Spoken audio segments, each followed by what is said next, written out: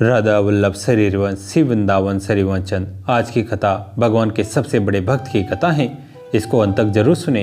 इसे अपने दोस्तों के साथ, फैमिली के साथ शेयर करें ताकि वो भी इस कथा का आनंद ले सके। देवर्षि नारद पहले गंधर्व थे। एक बार ब्रह्मा जी की सभा में सभी देवता और गंधर्व भगवान का संकीर्तन करने के लिए आए हुए थे। नारद जी भी अपनी स्त्रियों के साथ उस सभा में गए। भगवान के संकीर्तन में विनोद करते हुए देखकर ब्रह्मा जी ने इन्हें शाप दे दिया। जन्म लेने के बाद ही इनके पिता की मृत्यु हो गई। इनकी माता दासी का कार्य करके इनका भरण पोषण करने लगी। एक दिन गांव में कुछ महात्मा आए और चातुर्मास बिताने के लिए वहीं ठहर गए। नारद जी भी बचपन से ही अत्यंत सुशील थे। वे खेल कूद छोड़कर उन साधुओं के पास ही बैठे रहते थे और उनकी छोटी से छोटी सेवा भी बड़े मन से करते थे। संत सभा में जब भगवत कथा होती थी तो यह तन्मय होकर सुना करते थे। संत लोग इन्हें अपना बचा हुआ भोजन खाने के लिए दे देते थे। साधु सेवा और सत्संग अमोघ फल प्रदान करने वाला होता है। उसके प्रभाव से नारद जी का हृदय पवित्र हो गया और इनके समस्त पाप धुल गए। जाते समय महात्माओं ने प्रसन्न होकर इन्हें भगवान नाम का जप एवं भगवान के स्वरूप के ध्यान का उपदेश दिया। एक दिन सांप के काटने से उनकी माता भी इस संसार से चल बची। अब नारद जी इस संसार में अकेले रह गए। उस समय इनकी अवस्था मात्र 5 वर्ष की थी। माता के वियोग को भी भगवान का परम अनुग्रह मानकर ये अनाथों के नाथ दीनानाथ का भजन करने चल पड़े। एक दिन जब नारद जी वन में बैठकर भगवान के स्वरूप का ध्यान कर रहे थे, अचानक इनके हृदय में भगवान प्रकट हो गए और थोड़ी देर तक अपने दिव्य स्वरूप की झलक दिखाकर अंतर्ध्यान हो गए। भगवान का दोबारा दर्शन करने के लिए नारद जी के मन में परम व्याकुलता पैदा हो गई। वो बार बार अपने मन को समेटकर भगवान के ध्यान का प्रयास करने लगे, किंतु सफल नहीं हुए। उसी समय आकाशवाणी हुई, अब इस जन्म में फिर तुम्हें मेरा दर्शन नहीं होगा। अगले जन्म में तुम मेरे पार्षद रूप में मुझे प्राप्त करोगे। समय आने पर नारद जी का 5 भौतिक शरीर छूट गया और कल्प के अंत में वो ब्रह्मा जी के मानस पुत्र के रूप में अवतरित हुए।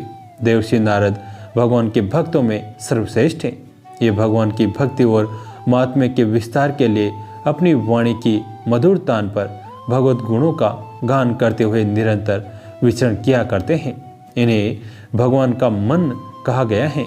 इनके द्वारा प्रणीत भक्ति सूत्र में भक्ति की बड़ी ही सुंदर व्याख्या है। अब भी ये अप्रत्यक्ष रूप में भक्तों की सहायता करते रहते हैं।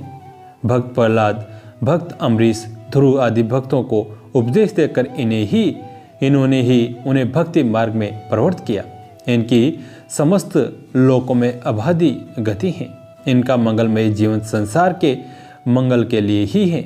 ये ज्ञान के स्वरूप, विद्या के भंडार, आनंद के सागर तथा सब भूतों के अकारण प्रेमी और विश्व के सहज हितकारी हैं। अविरल भक्ति के प्रतीक और ब्रह्मा के मानस पुत्र माने जाने वाले देवर्षि नारद का मुख्य उद्देश्य प्रत्येक भक्त की पुकार भगवान तक पहुंचाना है।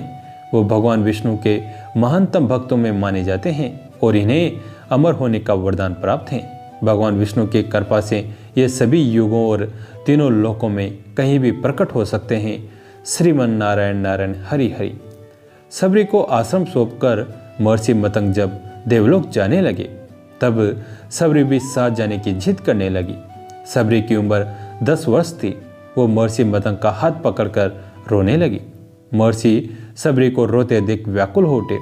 सबरी को समझाया, पुत्री, इस आश्रम में भगवान आएंगे, तुम यहीं प्रतीक्षा करो। अब वो सबरी इतना अवश्य जानती थी कि गुरु का वाक्य सत्य होकर रहेगा। उसने फिर पूछा, कब आएंगे? महर्षि मतंग त्रिकालदर्शी थे। वे भूत भविष्य सब जानते थे। वे ब्रह्म ऋषि थे। महर्षि सबरी के आगे घुटनों के बल बैठ के और सबरी को नमन किया। आसपास उपस्थित सभी ऋषिगण असमंज में डूब गए। ये उलट कैसे हुआ? गुरु यहाँ शिष्य को नमन करे, ये कैसे हुआ? महर्षि के तेज के आगे कोई बोल न सका। महर्षि मतंग बोले, पुत्री, अभी उनका जन्म नहीं हुआ। अभी दशरथ जी का लगन भी नहीं हुआ। उनका कौशल्या से विवाह होगा, फिर भगवान की लंबी प्रतीक्षा होगी, फिर दशरथ जी का विवाह सुमित्रा से होगा, फिर प्रतीक्षा, फिर उनका विवाह कैकेयी से होगा, फिर प्रतीक्षा, फिर वो जन्म लेंगे, फिर उनका विवाह माता जानकी से होगा, फिर उन्हें 14 वर्ष का वनवास होगा और फिर वनवास के आखिरी वर्ष में माता जानकी का हरण। तब उनकी खोज में वे यहाँ आएंगे। तुम उन्हें कहना आप सुग्रीव से मित्रता कीजिए, उसे अताताय बाले के संताप से मुक्त कीजिए, आपका अभिष्ट सिद्ध होगा और आप रावण पर अवश्य विजय प्राप्त करेंगे। सबरी एक क्षण किंकरते विमूढ़ हो गई। अब वो सबरी इतनी लंबी प्रतीक्षा के समय को माप भी नहीं पाई। वो फिर अधीर होकर पूछने लगी, इतनी लंबी प्रतीक्षा कैसे पूरी होगी गुरुदेव? महर्षि मतंग बोले, वे ईश्वर हैं, अवश्य ही आएंगे, ये भावी निश्चय हैं।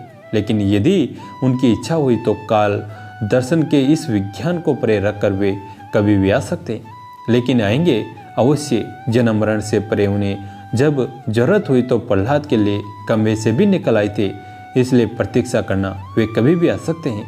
तीनों काल तुम्हारे गुरु के रूप में मुझे याद रखेंगे, शायद यही मेरे तप का फल है। सबरी गुरु के आदेश को मान वहीं आश्रम में रुक गए और उसे हर दिन प्रभु श्री राम की प्रतीक्षा रहती थी। वो जानती थी समय का चक्र उनकी उंगली पर नाचता है, वे कभी भी आ सकते हैं। हर रोज रास्ते में फूल बिछाती हैं और हर क्षण प्रतीक्षा करती हैं, कभी भी आ सकते हैं। हर तरफ फूल बिछाकर हर क्षण प्रतीक्षा। सबरी बूढ़ी हो गई, लेकिन प्रतीक्षा उसी अबोध चीज से करती रही और एक दिन उसके बिछाए हुए फूलों पर प्रभु श्री राम के चरण पड़े। सबरी का कंठ अवरुद्ध हो गया, आंखों से आंसू की धारा फूट पड़ी। गुरु का कथन सत्य हुआ, भगवान उसके घर आ गए। सबरी की प्रतीक्षा का फल यह रहा कि जिन राम को कभी तीनों माताओं ने झूठा नहीं खिलाया, उन्हीं राम ने सबरी का झूठा खाया। ऐसे पतित पावन मर्यादा पुरुषोत्तम दीन हितकारी श्री राम जी की जय हो, जय हो, जय हो।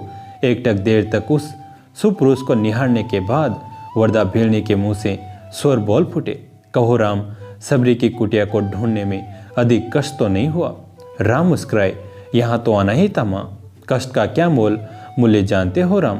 तुम्हारी प्रतीक्षा तब से कर रही हूँ जब तुम जन्म में भी नहीं थे। ये भी नहीं जानती थी कि तुम कौन हो, कैसे दिखते हो, क्यों आओगे मेरे पास। बस इतना ज्ञात था कि कोई पुरुषोत्तम आएगा जो मेरी प्रतीक्षा का अंत करेगा। राम ने कहा, तभी तो मेरे जन्म के पूर्व ही तय हो चुका था कि राम को सबरी के आश्रम में जाना है। एक बात बताऊं प्रभु, भक्ति में 2 प्रकार की शरणागति होती है, पहली वानरी भाव और दूसरी मार्जरी भाव। बंदर का बच्चा अपनी पूरी शक्ति लगाकर अपनी माँ का पेट पकड़े रहता है ताकि गिरे न। उससे सबसे अधिक भरोसा माँ पर ही होता है और वह उसे पूरी शक्ति से पकड़े रहता है। यही भक्ति का भी एक भाव है जिसमें भक्त अपने ईश्वर को पूरी शक्ति से पकड़े रहता है, दिन रात उसकी आराधना करता है, वानरी भाव है। पर मैंने यह भाव नहीं अपनाया। मैं तो उस बिल्ली के बच्चे की भांति थी जो अपनी माँ को पकड़ता ही नहीं बल्कि निश्चय बैठा रहता है कि माँ है न, वो स्वयं ही मेरी रक्षा करेगी और माँ सचमुच उसे अपने मुंह में टांग कर घूमती है। मैं भी निश्चित थी कि तुम आओगे ही, तुम्हें क्या पकड़ना, मार्जरी भाव है। राम मुस्कुरा कर रह गए। भीलनी ने कहा, सोच रही हूँ बुराई में भी तनिक अच्छाई छिपी रहती है ना। कहाँ सुंदर उत्तम के तुम, कहाँ में गौर दक्षिण में तुम, प्रतिथि रघुकुल के भविष्य में वन की भीलनी।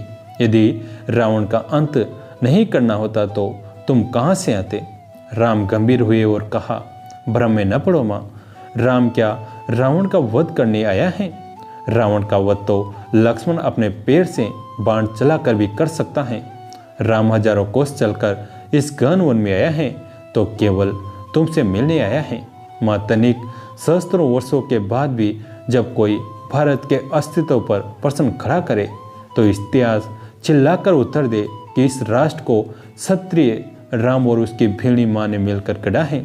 जब कोई भारत की परंपराओं पर उंगली उठाए तो काल उसका गला पकड़कर कहे कि नहीं, एकमात्र ऐसी सभ्यता है जहाँ एक राजपुत्र वन में प्रतीक्षा करती एक वनवासिनी से भेंट करने के लिए 14 वर्ष का वनवास स्वीकार करता है।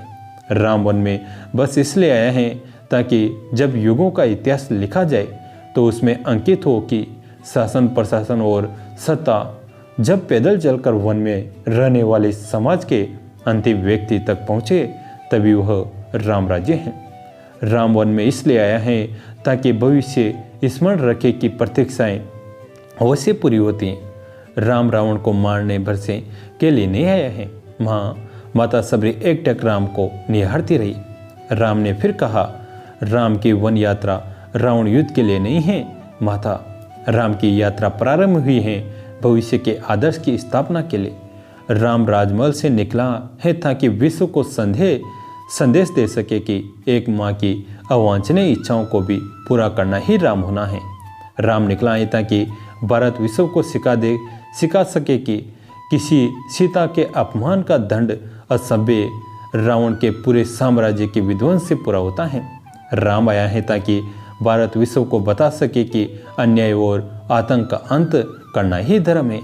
राम आया है ताकि भारत विश्व को सदैव के लिए सीख दे सके कि विदेश में बैठे शत्रु की समाप्ति के लिए आवश्यक है कि पहले देश में बैठी उसकी समर्थ स्वप्नकाओं की नाक काटी जाए और खर दूसरों का घमंड तोड़ा जाए। और राम आया है ताकि युगों को बता सके कि रावणों से युद्ध केवल राम की शक्ति से नहीं बल्कि वन में बेटी सबरी के आशीर्वाद से जीते जाते हैं। सबरी की आंखों में जल भर आया। उसने बात बदल कर कहा, बेर खाओगे राम? राम मुस्कुराए, बिना खाए जाऊंगा भी नहीं माँ। सबरी अपनी कुटिया से जपोली में बेर लेकर आई और राम के समक्ष रख दिया। राम और लक्ष्मण खाने लगे तो कहा, बेर मीठे हैं न प्रभु? यहाँ आकर मीठे और खट्टे का भेद भूल गया हूँ माँ। बस इतना समझ रहा हूँ कि यही अमृत है। सबरी मुस्काई बोली, सचमुच तुम मर्यादा पुरुषोत्तम हो राम। मर्यादा पुरुषोत्तम भगवान श्री राम को बारंबार सादर वंदन। जय श्री सीताराम। कैसी लगी आज की कथा? अच्छी लगी तो इसे अपने दोस्तों के साथ, फैमिली के साथ शेयर करें ताकि वो भी इस कथा का आनंद ले। दोस्तों, कहानी अंत तक सुनने के लिए आप सभी का तहे दिल से धन्यवाद।